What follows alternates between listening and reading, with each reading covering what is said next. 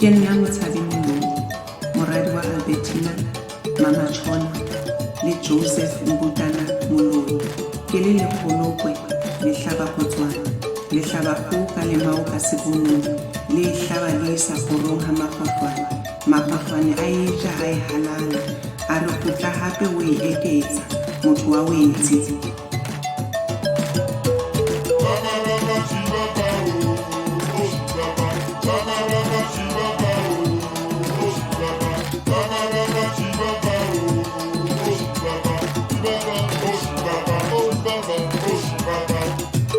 Welcome to The Journey with Mpo podcast, a sacred space for healing, love, and rediscovering your life purpose.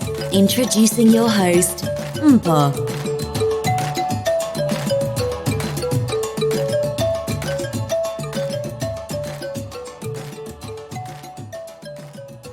Okay, so let's do a mic check. What helps you wake up in the morning? What's your vava voom ekvusai? I'm very strange when I wake up in the morning, actually. I normally wake up between 3 o'clock and 5 o'clock. I'm awake between that time. And I normally start off with meditation. Glass of hot water. My tummy, it's funny. I have a glass of hot water and then I meditate. And I go for a run if I can. Easy. 3 to 5 is early time slot. I'm still Yeah, snoring at that time. And the thing is, I don't use an alarm clock anymore unless there's a specific thing I need to wake up for at a particular time, because I normally wake up before my alarm clock. So, for example, today I knew that 6 o'clock you and I are having the session. So automatically my mind just wakes me up. That's crazy. And yeah, I know, it's like I can't turn it off. I don't know what it is. I was preparing for this since last night, and I was like, okay, tomorrow 6 o'clock, 6 a.m. checking the times. I'm like, okay, did you say 6 a.m. South African time or American time? Okay, hold on a second, and then so it's my mind is very strange. Yeah, okay. Hello, Journey with Mpo friends and family. In the virtual studio with us today is Lunga Ndlovu, father of 3, co-founder of the non-profit organization Ride Abuse, and the director of Brave Works Concept. This episode is titled The Road to Redemption with Lunga Ndlovu, and you're probably wondering, why this title? Firstly, it's one of the first few times I've decided on a title prior to recording, so yay! Allow me to explain why. In 2017, Lunga and his friend Abakwe cycled 1,000 kilometers across 3 provinces and 10 municipalities in 14 days. In 2018, Lunga and another friend, Ronald, cycled 3,000 kilometers across 4 African countries in 31 days. In 2019, Lunga completed his first solo ride by cycling 400 kilometers. Last year, Lunga cycled for 42 days from Johannesburg to Cape Town. This journey started in Gauteng, proceeding into Free State, KwaZulu-Natal, Eastern Cape, and ended in the Western Cape. The title of this episode is inspired by the mission and purpose of Lunga Cycling, which is to raise awareness for gender-based violence, raise funds for other non-profit organizations, and share his story. Recently, Lunga recorded 3 detailed podcast episodes with former guest Tola Beni. I would highly encourage you to listen to those episodes, as the current content from there will help you gain an in-depth understanding of Lunga's journey to redemption. The link to these episodes are in the episode notes. Now, depending on how my session with Lunga goes, this conversation may be broken up into 2 episodes. Just as a side note, our conversation with Lunga is going to cover topics ranging from his upcoming 24-hour cycling event, the importance of men's mental health, and the correlation between gender-based violence and substance abuse. As you can imagine, Some of the content could potentially include violence against women, drug, alcohol abuse, and suicide, which may be triggering. So, if you feel like at any point you need to pause the episode, practice self care, and continue listening at another time, or completely discontinue engaging with the episode, that's okay. Just remember, we are not medical professionals and our conversation is solely based on experience. Myself and Lunga are going to have some hard yet necessary discussions, and it is our hope that this episode leaves you feeling inspired and motivated to be the best version of yourself. Whew. Long intro. Yeah. Good morning. Thank you for waking up so early. Yes, and even babies are still sleeping. I'm glad to be here.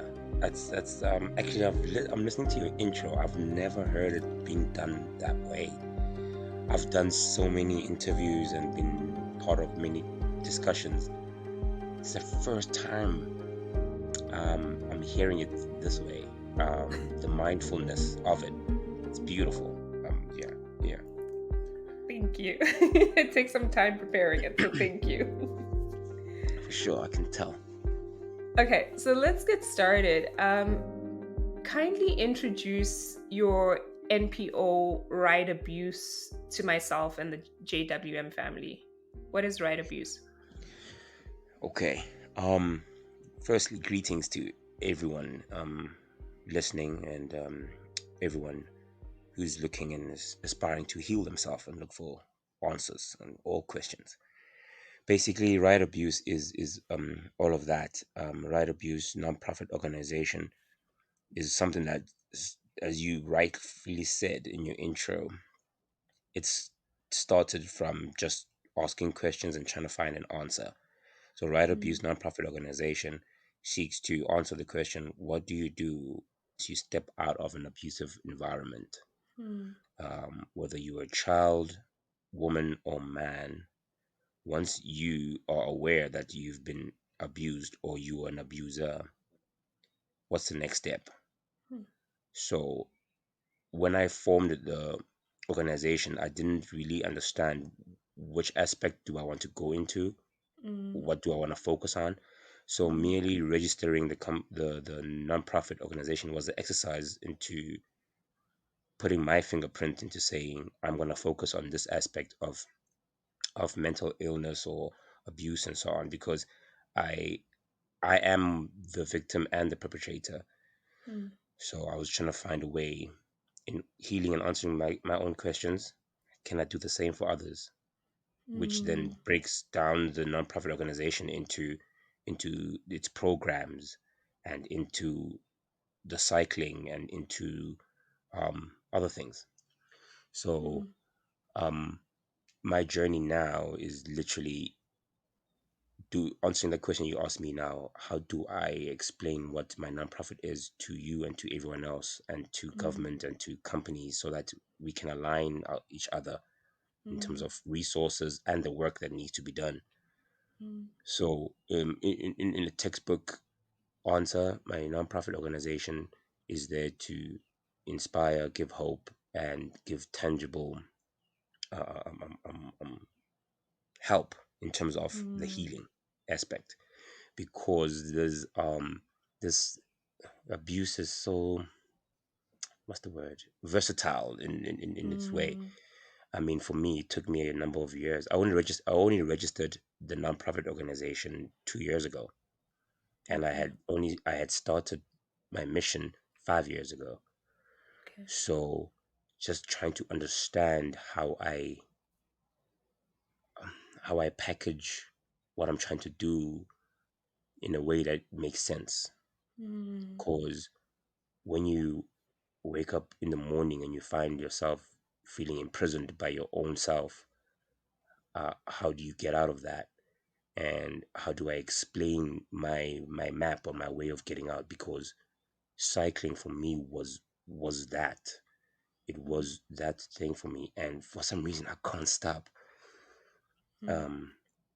cycling. Yeah, so I don't know if I've answered your question, Paul, but You definitely have. You started off strong. I was like, wow, you definitely have. okay. Um, I like your expression of the term I am both victim and perpetrator. It makes me think about the stories we tell ourselves about ourselves and the stories that we tell other people about ourselves. Mm, There are some things that happen to us in our childhood, and then there's some things that happen to us when we're grown up that kind of help some stories change or help stories stay the same. Do yeah. you think that there's a story that you have been telling yourself or that you are still telling yourself that maybe time to let go and maybe time to keep holding on to? Oh, definitely, Paul. Definitely. I in the beginning, the the story was not of my own. I was not the Mm, author, so I was just merely a character in someone else's story. So I mm, didn't have much of a role in terms of shifting up my character and make myself the hero.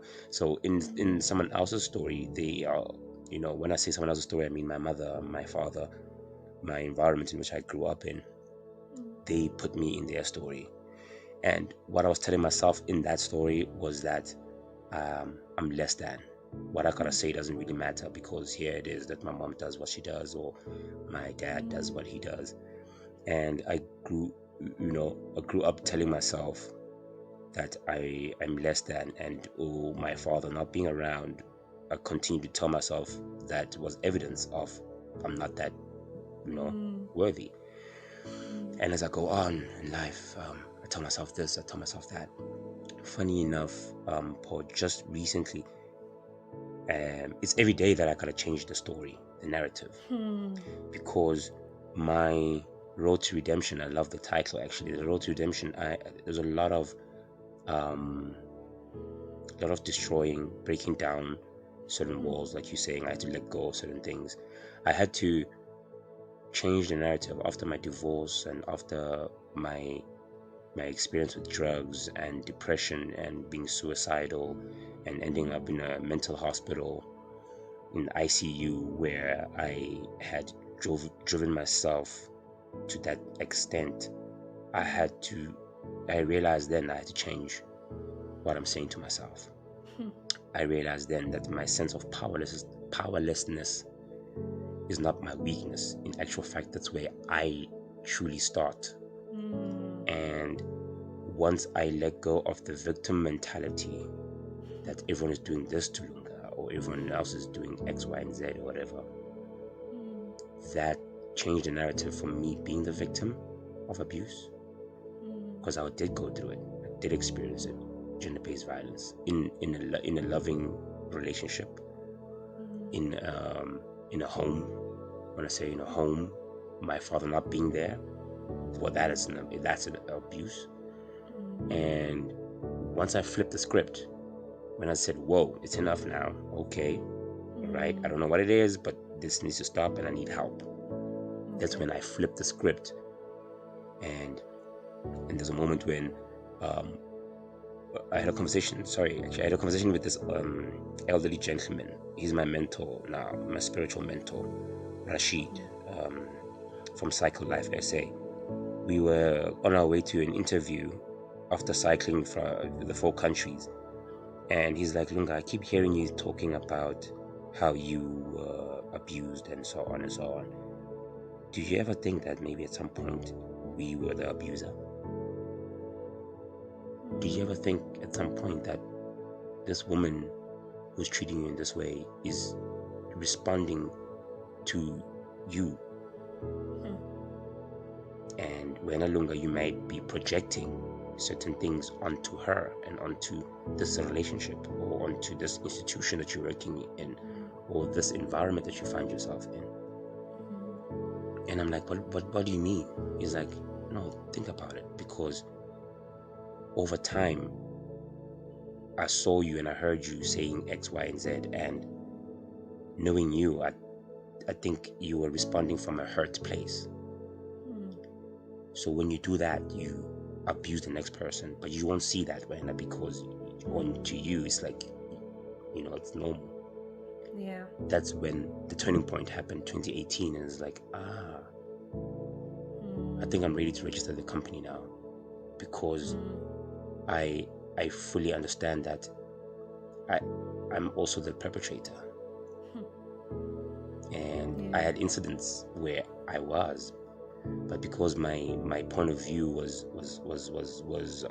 from a self-serving point of view, I didn't see that was abuse. Because in our journey of healing, there's going to be others who are going to get hurt along the way, because not everybody had a chance to have this revelation that I just had, because they're all still kind of taking Lunga's shots or Lunga's whatever, and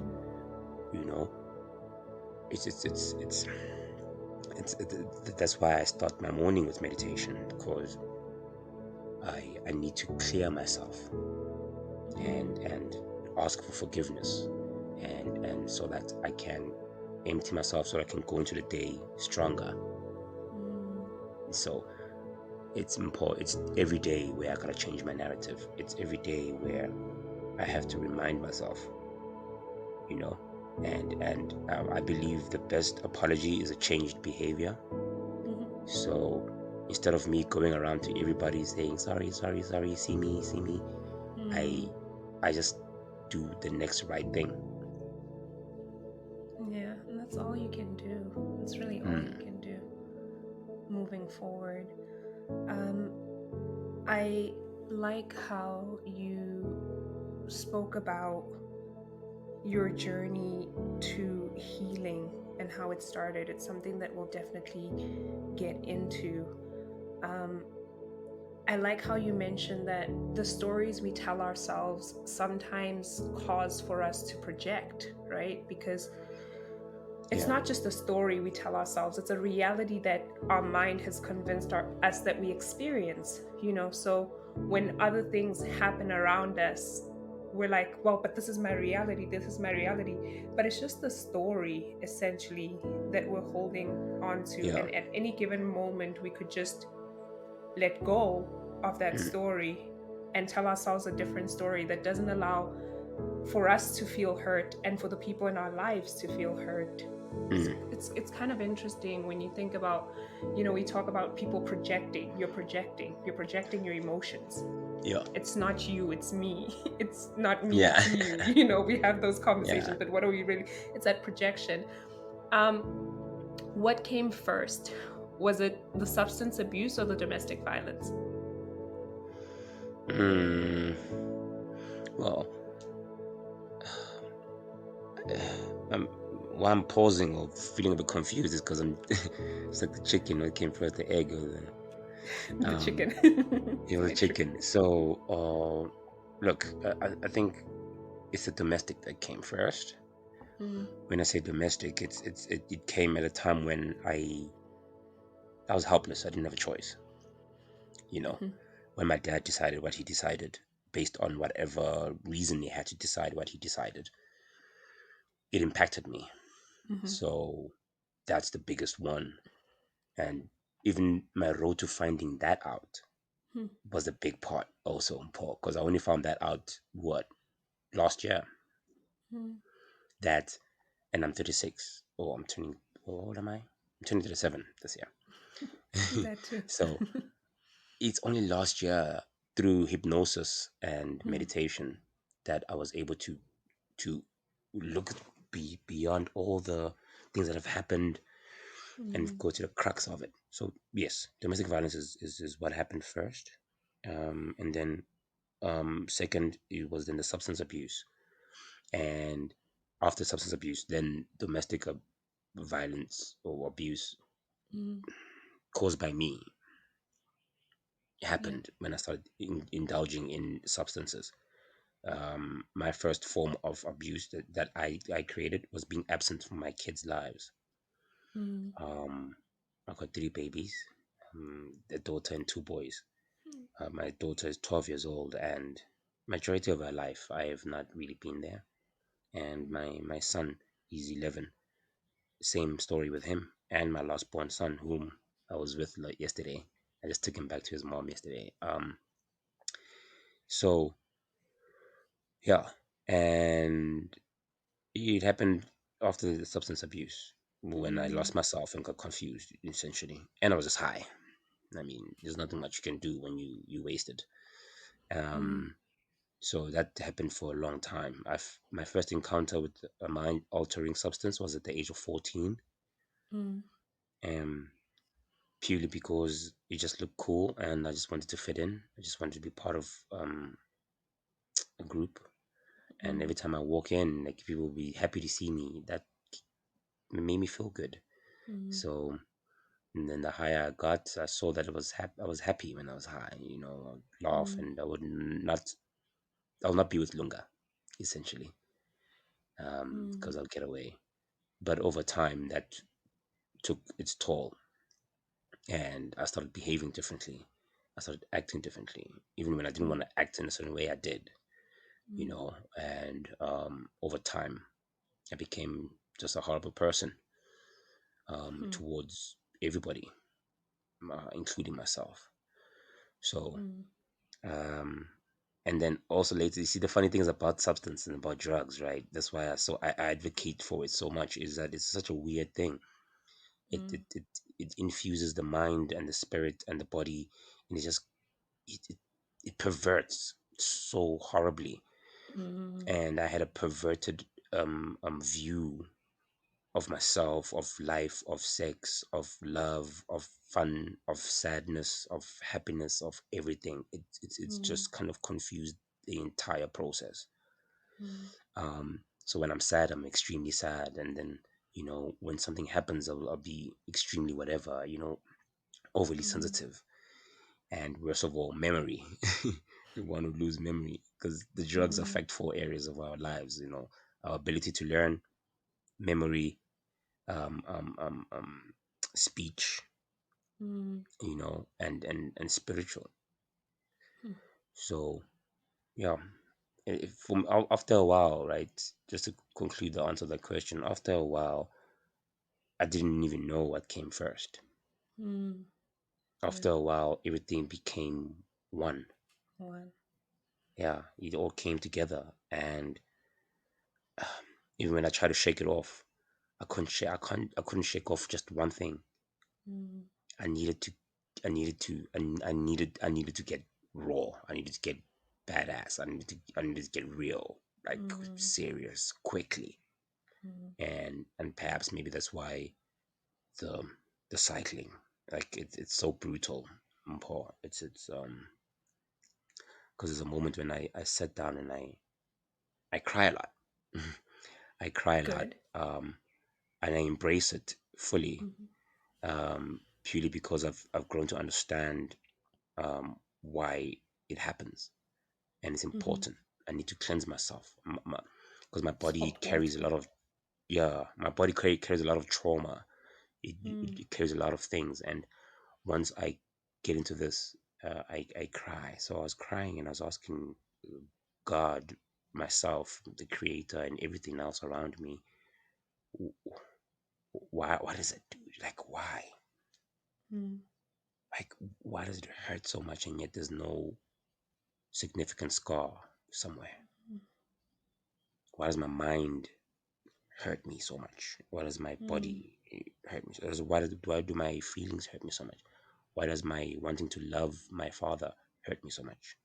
Why does trying to understand myself hurt me so much? You know? So, and why is it that I done that to that person and that person done that to me? If you stay there for too long, you won't do anything in life, you know? So I, I had to, yeah. So even that too, I had to let go of it. I had to let go of the domestic violence itself, what happened to me, and what I done to others. I've had a chance to to go back and speak to certain people whom I harmed, and some whom I thought harmed me. Um, to answer that question you asked me, what came first? because it's like, was I always this messed up before the drugs, or Mm, is it the drugs that done damage? mm. So yeah. Paul, if you don't It's intervene, if you don't intervene, I'm gonna keep on talking. I'm enjoying the conversation. If you have the time, I have the time. Cool. It's interesting that you say that because I myself don't have experience with mind altering substances, but I have witnessed family members both on the alcohol side and on the drug side. I've lost two friends most recently, one in 2019 to drug abuse. And I do believe, just from observing the outside, that it seems it mind altering substances give you the opportunity to create a separate identity that doesn't have to deal with the current identity that Yeah. you hold of who you think you are. So there Mm, seems to be a separation, but eventually you can't always be high. It's mm. not maintainable, it's not No. possible. You've got No. to reach a point where you're sober, and then the sober person and the high person have to sit in a room together, Yeah. and that's where all of it becomes one, and you don't know what's what or who's who Who's who? anymore. um I myself have come to believe that there is a very deep correlation between substance abuse and gender based violence. I don't Yes. hear it being discussed as often as it should, because you hear, no, don't drink and drive, or, in that sense. But like, this person who goes out and kills another person, or becomes violent with someone else's child, and they end up in a trash can somewhere, where was their mind? Because me, sober as I am, there are things that your conscience will hold you back from, Mm. your true identity will hold you back from. But when you're on the high drunk side, it's kind of like, oh, don't even feel it, don't even remember it, don't even, it's like this floating feeling. That's why I'm sabutwala. That's why I'm so fearful of alcohol, Yeah. because I'm like, oh my God. You see what it does. I've had a family history of people who would wake up on the grass in the morning. They don't remember what Mm, happened. mm. And I thought to myself, if I ever have to run that far, then I probably shouldn't be alive. Mm, Like, if you ever have to run that far away from yourself, mm. which is not possible, by the way. It's not something that's It's possible. not. It's not. No, I no, equal no. possible. That's why we keep going back. That's why it's called. That's why it's the drug addiction. Like, I'm remembering my counselor, my addiction counselor, and some of the, because I'm part of support groups. I help others Mm, also, and we mm, keep laughing. We like, guy, you do know that there's nothing new you're gonna find out. It's the same mm, thing, but we mm, keep going back to it, hoping for that first high, that mm, first what or whatever. I mm, love how you just put it now. The way you put it actually kind of you, you put it very well. That you say that if I had to go that far away from myself, running, because essentially that is what I was trying to do. Imagine how mm, stupid that is. I'm trying to mm, run from away from myself, mm, and I'm using myself to run away from myself. mm. Yeah. That's it's crazy.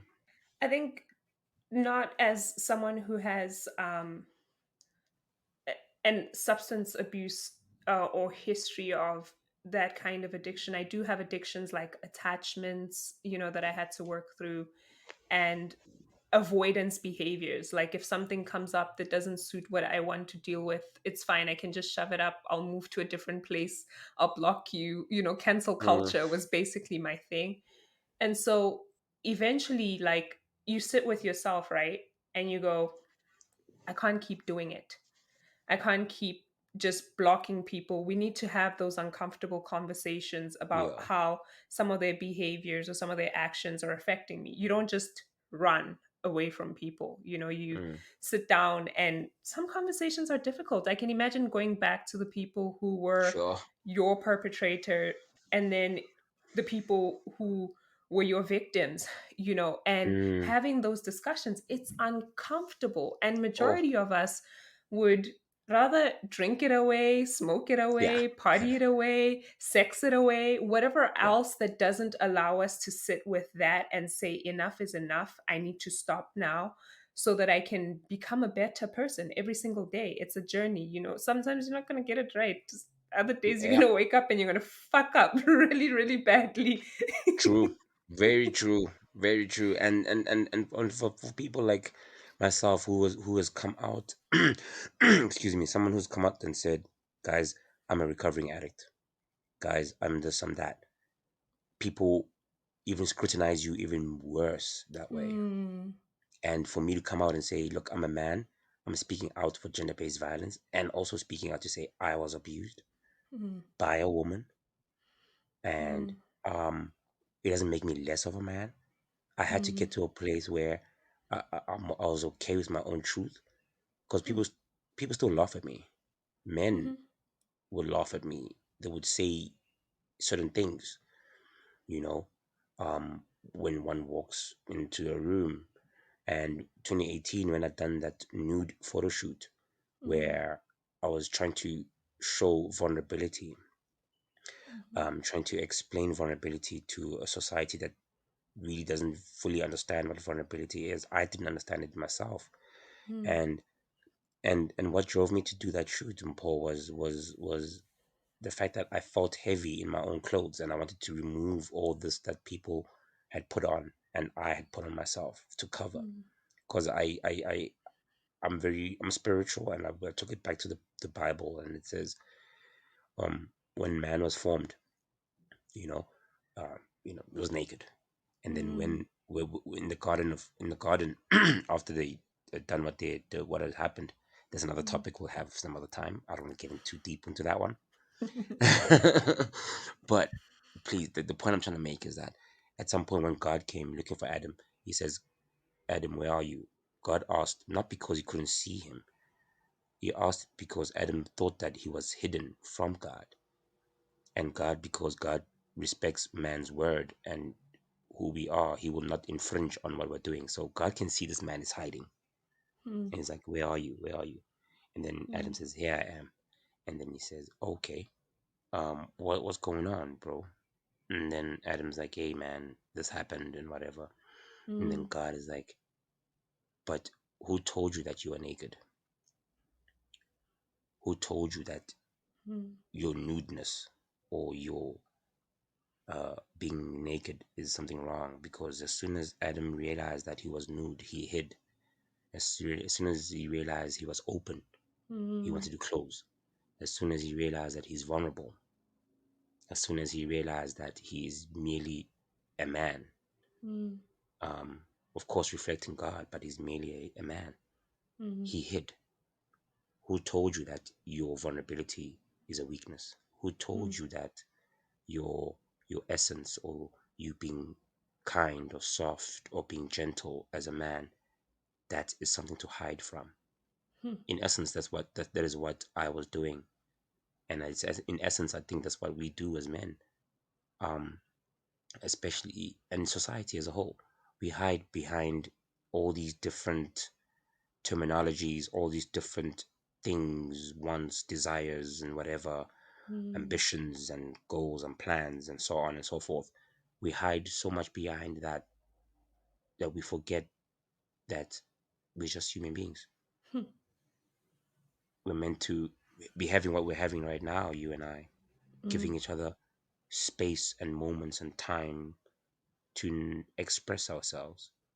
If mm, in that moment I want to cry, let me. Don't say mm, ungakali. A man mm, does not cry. Then what are you saying? What do I do then? Okay, sharp. You told me that a man must be indoda fane ime iqine, be strong mm, and stand firm. What is that strength? How does that mm, strength look like? Does the mm, strength look like you? Is it physical? mm, Is it mental? Is it spiritual? What is it? mm, And when I go that direction, you say, don't go there. Okay, sharp. Where should I go? And you don't tell me. And then when I go there, you come back. And if I don't go there, It's men are supposed to have.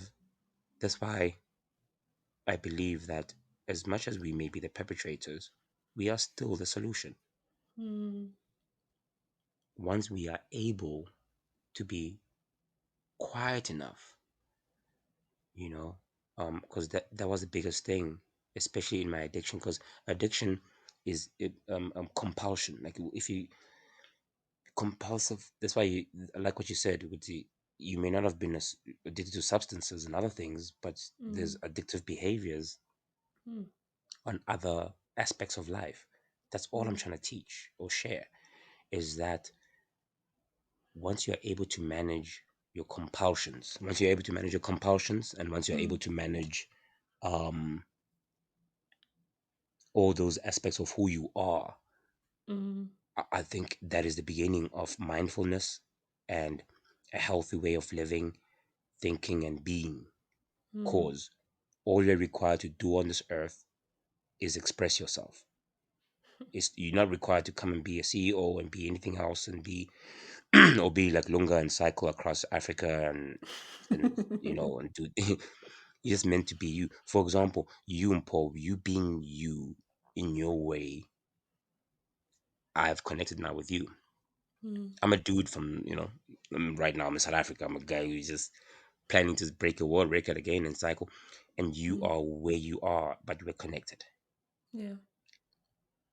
This only happened because we were crazy enough, bold enough. Some people even call us stupid Yeah. to seek ourself, our authentic self, at the risk of losing everything else and everyone else. That's why I picked up the bicycle and I left by myself. Cause at when I left, I had to remind myself and say, okay, I know I'm doing this for gender-based violence and so on and so forth, but who am I? Mm. Take out gender-based violence, take out everything else. Who am I? Mm. Take the bike from Lunga. Who is Lunga? Mm. I wanted to get there, and I did, and I'm still going. And I think it's always important to get there.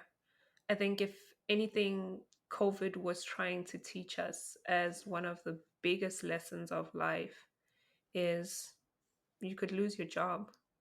Yes, Yeah. you have the money to travel the world. Airplanes and airports could shut down, countries could completely shut Oh. down, money or not. Um, Mm. you could be stuck with the people who you kind of got into a relationship with or with your family at home that you were always too busy mm. to talk to.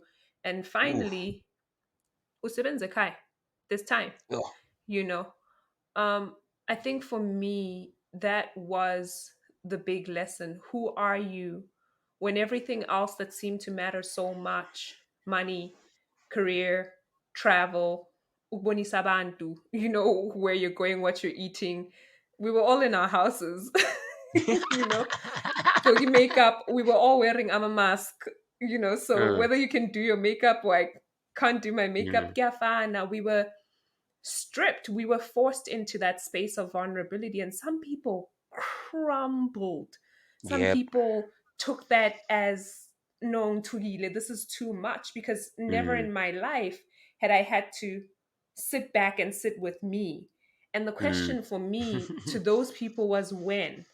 When were you ever going to get that? Should that not be a moment to say thank you, Nyabonga? Because mm. I would have not taken myself here. I would have not placed myself in this realm of opportunity to heal and Mm. to look at myself and to say, okay, that job is gone. That business is gone. Businesses that have been running for 50, 60 years, they're shutting down, closing completely, as in they're Mm. not able Mm. to financially recover. So those people can no longer be those businessmen and women who were making millions pre-COVID. Mm. You know, Yep. it was spiritual in its work, and I Yes. don't think that a lot of people received the spiritual message that came with it. Yeah. you know, Yeah. that solitude factor that you speak about, like, who am I? Who am I? Mm. Yes, I can do this cycling all over the world. Yes, I can speak about my healing, but who am I? even without those words. What do I feel when I go Yeah. to sleep at night? How do I feel when I go to sleep? And how do I feel when I wake up? What lights me up and what completely turns me off? And what triggers me? I think about my following question was going to be like looking at coming out of a dark place. When you were in the dark place, do you remember like what was triggering you, or what was like, okay, this is the point where I'm at, and I need to get high so I don't have to be here, or I don't have to do this? Yeah, actually, excuse me. Uh, Recently, it's strange you're asking that question now. Recently, I've been embarking on that kind of journey with myself, with my senses, Mm, through meditation to center out through my body exactly that question. W- what is it that what's that last thing that happens before I take a jump? What's that thing that makes me do that? And mm, the short answer is, um the one trigger I remember now in my mind is, um I'll get frustrated when I feel like I'm not being heard or mhm, being listened to. uh Stupid example, maybe I'll be talking to my mom about something. Maybe let's say I've got an idea or concept, I want to do something. Mom, I'm thinking maybe we should do this and that and whatever. And as soon as she dismisses me, I feel mm, like I'm not being, I'm not worthy, and like she's like, mm, and then I'll be impacted somehow because I value her input. I talk about my mother a lot because she's a very huge part of my life. mm, Um, so when that happens, I'll go like, and then I'm like, no one cares. So let me just go. Let me go get mm, fucked up somewhere real quick. mm, That would be a trigger. Another one would be not so sad, but would just be like, for example, maybe I want to be happy or want to have fun, and I feel like I'm not fun enough. So let's take something so that I can be part of mm, everyone else. mm. Um, so those are the triggers. And what are the triggers? Yeah, if yeah, those are the triggers, man. Like, if I'm Yeah. thinking about it correctly, it's when I'm stuck with my own mind, or sometimes there's nothing happening.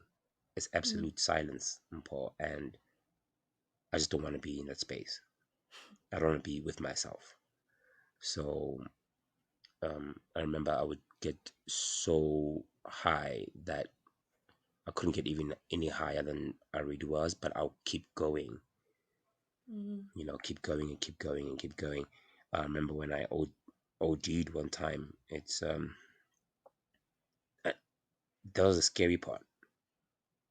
The scary part was not the ODing or that I was about to die. The scary part is I wanted more.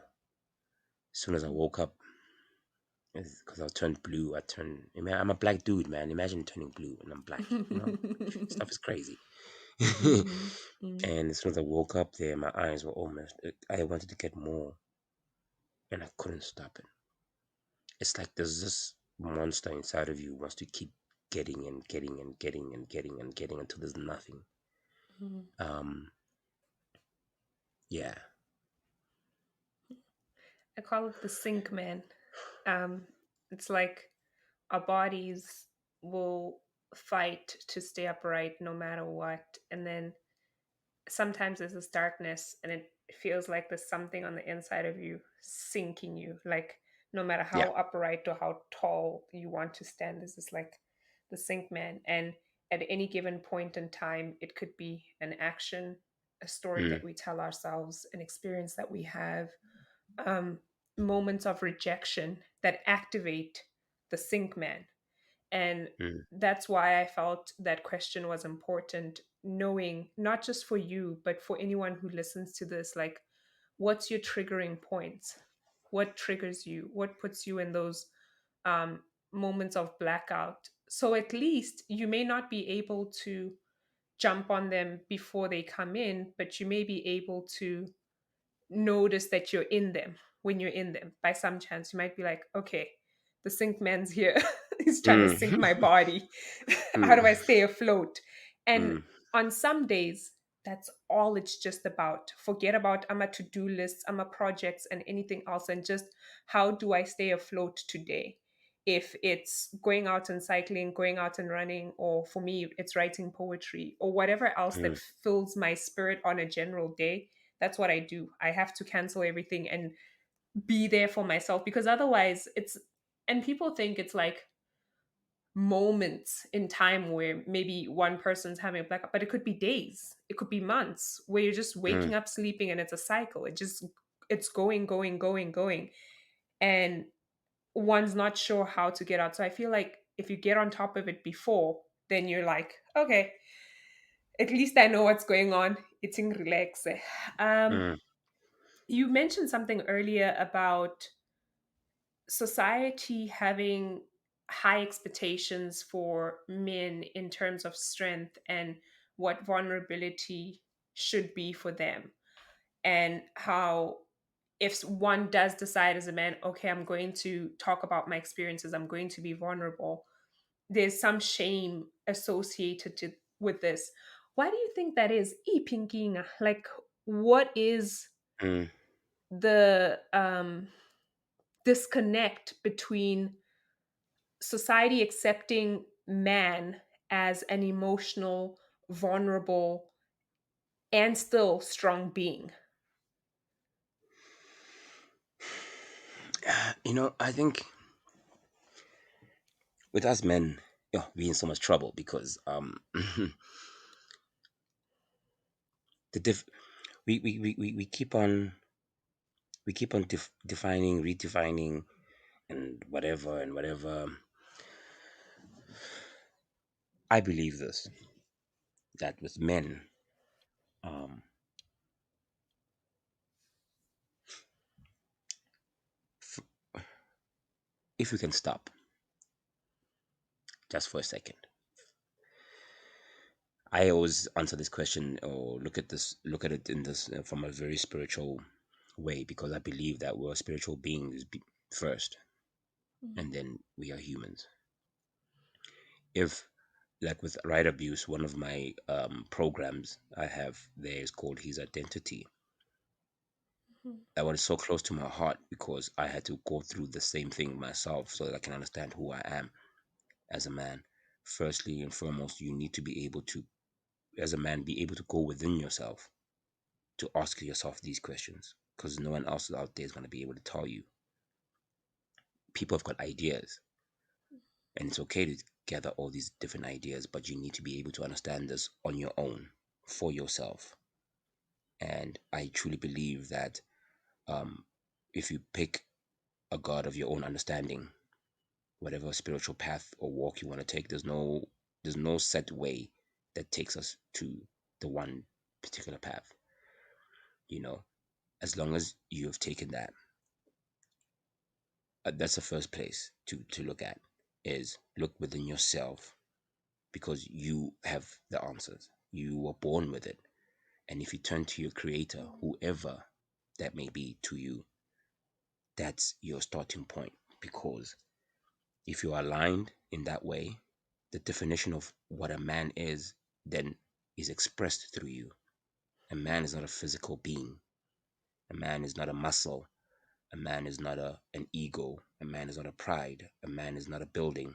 A man is not a legacy. A man is not I got 5 wives or 6 girlfriends. A man is not long lasting sex. A man is not a big dick. A man is not a man is not a big car. A man is not something.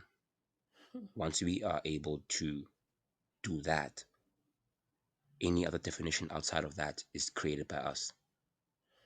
Once we can strip ourselves of each and every little thing and dare to be alone in a particular room, you will understand that we don't really need much. You don't really need to acquire so much. You really don't need so much stress. You really don't need all these girls twerking. You actually really don't need to infringe yourself upon someone else, you realize you really don't need 4 cars. You've got 2 legs. You really don't need all of these other things. We'll be calmer, slower. You know, that's what a man is, I believe. A man is everything and nothing at all at the same time. Because if you define yourself and close yourself in a definition, anything else that comes your way to change that definition, you you go sharp, because it threatens that definition that you've created. So as a man, I would say have no definition, have no comma after I'm a man, then comma. In actual fact, remove, if you want to, maybe remove the term man and just say I am, you know, um, because I had to learn myself also that as a man, do you know that we possess, sorry, as a human being, we possess both male and female energies, and also male and female um, um, um, setup. So when I meditate, at times I tap into my intuition.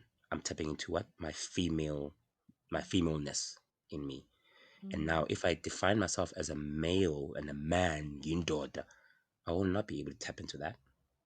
I'm restricting myself, because as soon as I say that, guys will be like, oh my God, my penis just ran away. You know? No, dude. Your dick is still right there, man. The 2 balls and everything are still right there. And it has made me a better person, tapping into my intuition. It has calmed my anxiety. It has allowed me an opportunity to understand the females in my life, from my mother and everyone else.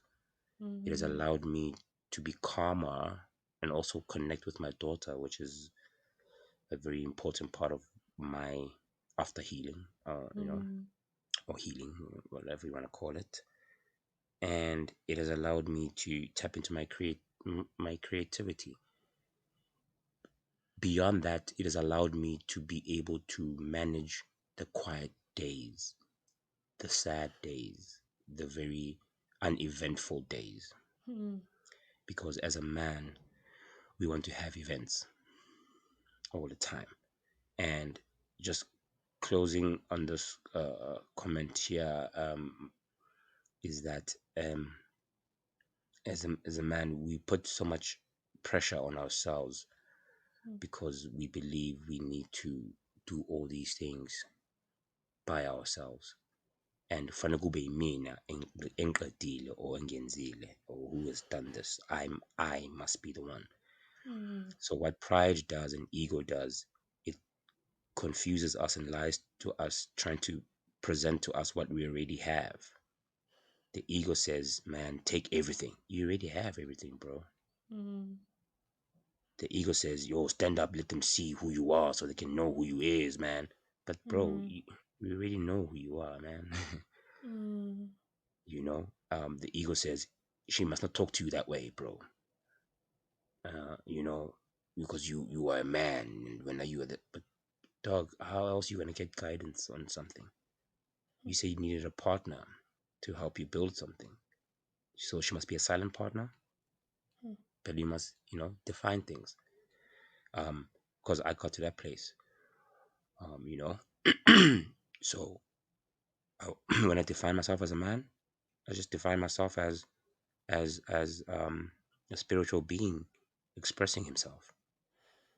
And the more I cycle, the more I do this, is the more I see the power, or the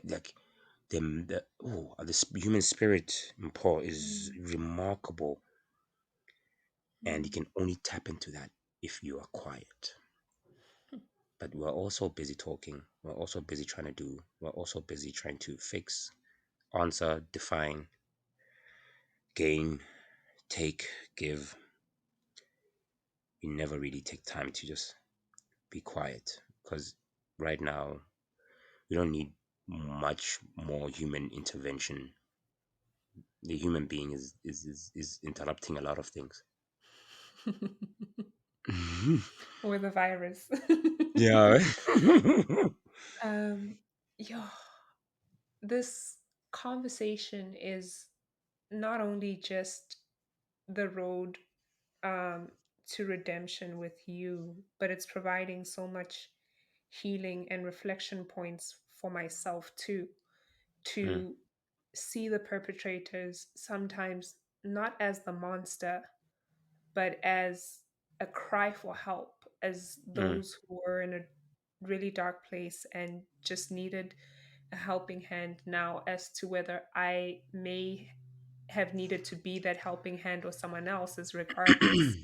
It was just acts of crying for help. We're mm. having such a great discussion. We are at the top of the hour almost. And I do want to get into your 24-hour cycling event.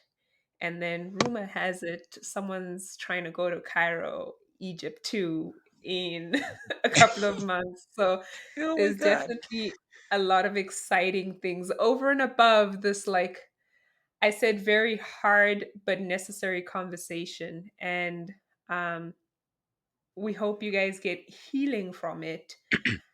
Mm. Um, Not promising that the second part's going to be any lighter, but Yeah. we'll talk about Cairo, we'll talk about Egypt, we'll talk about cycling. Like 24 hours of cycling, dude, that's a lot of work. Yeah. Yeah, it's gonna be crazy. 24 hours, that's happening April 27th. Um I want to break a world record of cycling for 24 hours nonstop. The current Mhm. record holder, Guinness World Record holder, is I forgot his name. He's an Austrian brother. He Okay. cycled 577 kilometers. Okay. He cycled 577 kilometers in 24 hours. Um, and in Guinness World Record, as I'm studying the book itself, there's so many different criterias of world records that one can break. So as I was filling in the forms and stuff, I realized that I could potentially be breaking about 4 or 5 different world records. Um, Mm, because there's one for the most cities cycled in a day, the longest distance cycled in a day, mm, um, the longest whatever done in 48 hours. Because I'm cycling from um, the north of South Africa going down to the south. So I'm cycling from Limpopo going down to Pretoria, Johannesburg, going to Free State, and finally, hopefully, by the grace, I can make it to Durban. That's the plan. Oh, and I need sponsors. I need support. Because for the application fee at Guinness World Records, it's about 11,000 rand, so that my record attempt can be in the Guinness World Record. mm, That's about 11,000 rand, and then there's some other fees. I think it's about 20 grand the entire thing. So as to record and make sure that it's captured and it's there. And yes, the mm, rumors are true. I'm cycling to Cairo. This is it. That's why I'm doing the 24 hours, is to raise money so that I can be able to cycle from Cape Town to Cairo. People always cycle from Cairo to Cape Town. I'm going up. okay. Um, so I'm not sure if it's been done before. I must check if someone has done this before I claim to be the first one. um, so going to Cairo from Cape Town. Um, yeah, you see, I'm pausing because I'm so nervous about that. It's about 10 countries. I'm going through 10 countries. We're still busy. We're still busy with the planning. So far it's 10 countries I'm going to be cycling through. That's the most I've done. I'm Mhm, going to do. So it might take me 6 months, or maybe a year, to get through that distance. It's about 11,000 kilometers. The most of kilometers I've done is 3,000. So yeah, it's almost 4 times the distance. Mm, Okay, guys.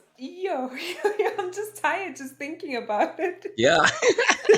It's like 6 months. What are you talking about? I thought it was gonna take like 2 weeks. Um,